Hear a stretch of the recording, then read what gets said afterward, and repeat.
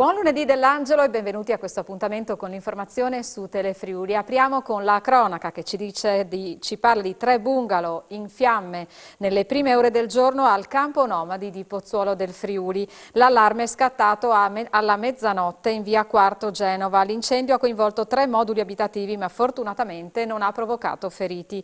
I vigili del fuoco sono intervenuti con una squadra della sede centrale di Udine e una squadra del distaccamento di Cividale supportate dal funzionario di guardia, 2 autobotti e una pala meccanica. I pompieri, tutti giunti dalla sede centrale di Udine, hanno lavorato fino alle 7:30 del mattino, prima per lo spegnimento delle fiamme e poi per la messa in sicurezza dell'area interessata dal rogo.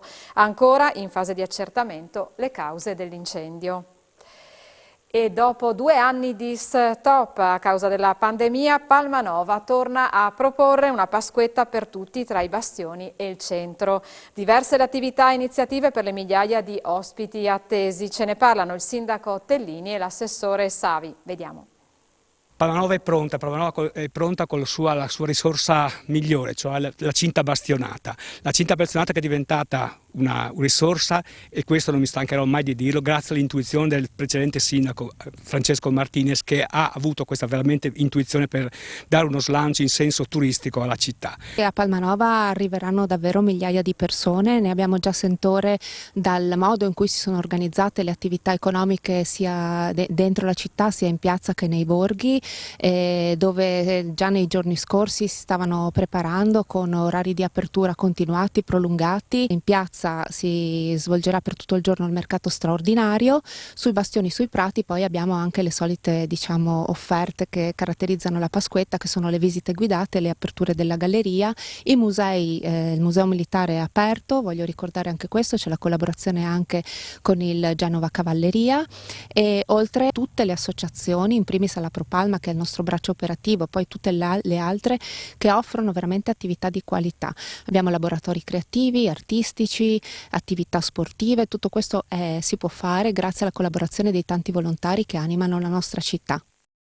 Gli ombrelloni sono sold out per l'alta stagione. Gli allestimenti spiaggia sono partiti e manterranno le stesse distanze dei protocolli Covid. A confermarlo Manuel Rodeano, presidente della Lisagest, che annuncia sarà l'estate del ritorno in massa da Austria e Germania. La stagione nella località balneare aprirà ufficialmente il 30 aprile. Vediamo.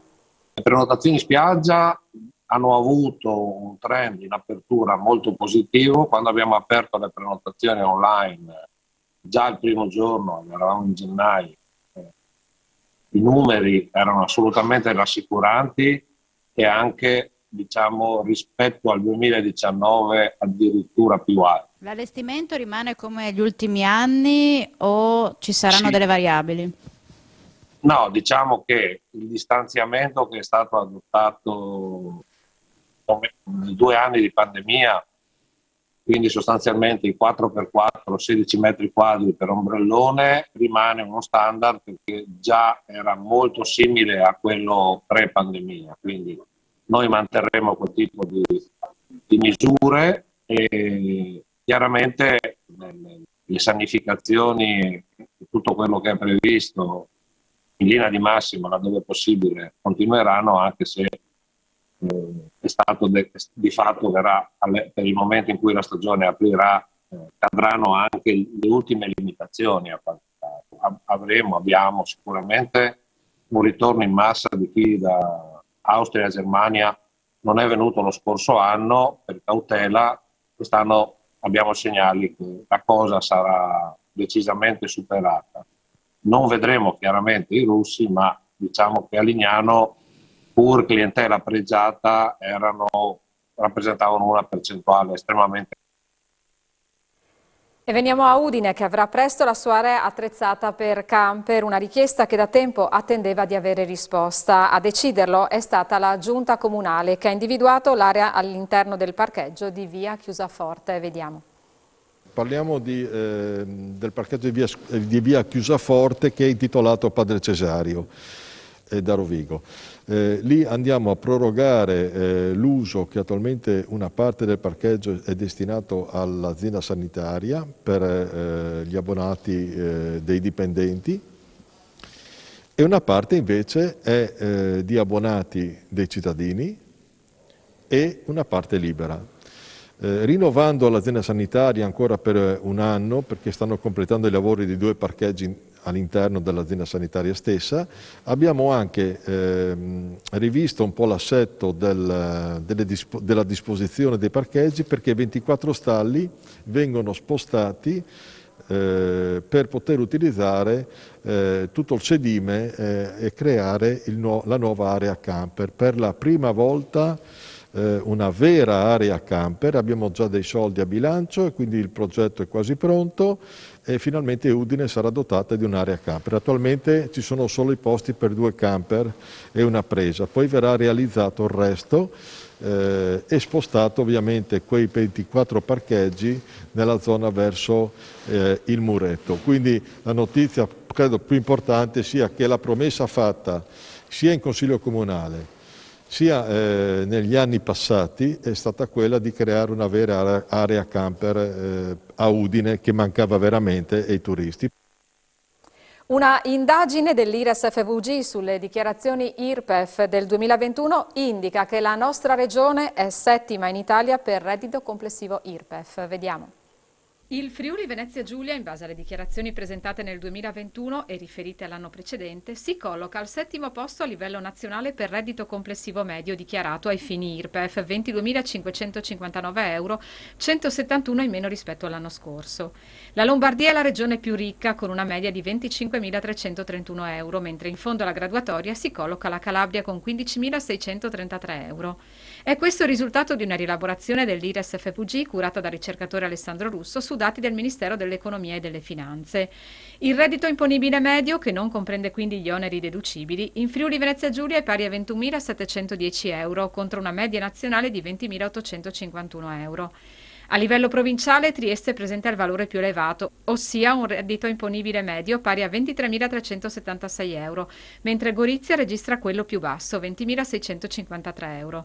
Trieste risulta anche l'8ª provincia a livello nazionale, l'anno precedente era 10ª, e la seconda del Triveneto dopo Bolzano.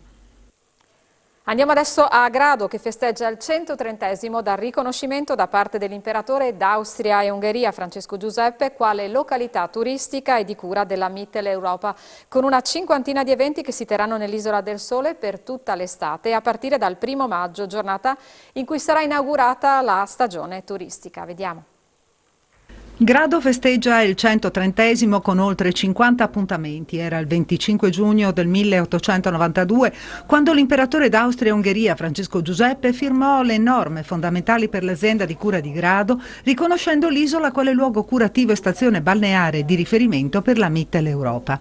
Da allora il turismo si sviluppò grazie anche alla presenza di diverse personalità austriache. Le iniziative previste da maggio a ottobre spaziano da mostre a concerti, a convegni e visite guidate, da spettacoli di videomapping a show cooking. Ci sarà tra l'altro la possibilità di rivivere il periodo ottocentesco dell'Isola del Sole grazie all'installazione sulla spiaggia di cabine d'epoca che si possono prenotare e utilizzare come sfondo per fotoricordo.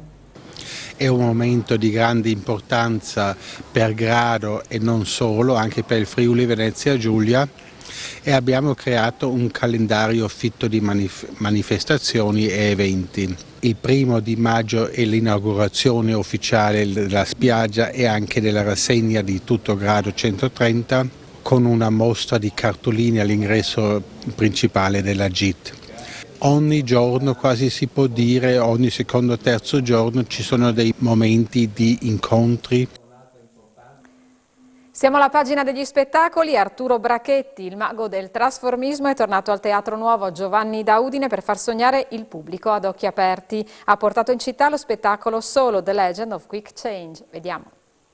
Il Teatro Nuovo Giovanni da Udine sta ospitando in triplice replica il nuovo spettacolo di Arturo Brachetti, attore, illusionista e regista teatrale torinese, accreditato come il più grande trasformista al mondo, che ha scelto di festeggiare il ritorno nei teatri dopo lo stop imposto dalla pandemia con Solo, The Legend of Quick Change, attesissima performance da one man show in tournée in 21 città italiane prima di spostarsi all'estero. Dopo innumerevoli sold out e standing ovation da 450 250.000 spettatori che hanno segnato le quasi 400 repliche nelle precedenti 4 stagioni, con questa quinta il trasformista ed illusionista torinese si ripropone con più di 60 nuovi personaggi ideati appositamente per lo show che appaiono davanti agli spettatori in un ritmo incalzante e coinvolgente. Il mix tra scenografia tradizionale e video mapping permette di enfatizzare i particolari e coinvolgere gli spettatori. Tutto è possibile per il trasformista torinese, acclamato in tutto il mondo per essere il maestro internazionale di quick change, genere che lui stesso ha riportato in auge, reinventando in chiave contemporanea un varietà surrealista e funambolico nel quale immergersi lasciando a casa la razionalità, con 90 minuti di vero spettacolo pensato per tutti a partire dalle famiglie.